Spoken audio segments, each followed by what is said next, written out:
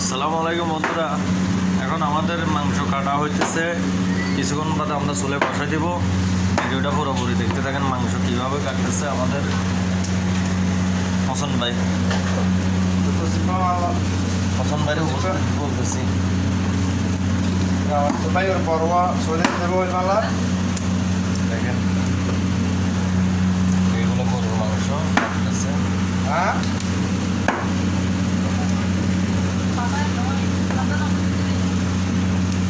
বলছি তসিফ বাবা বলছি সরে দেবো ওই মালা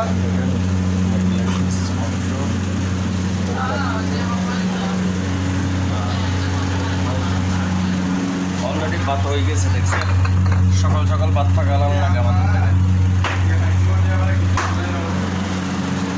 তো পরবর্তী ভিডিও নিয়ে আমি আবার আপনাদের মাঝে আসতেছি।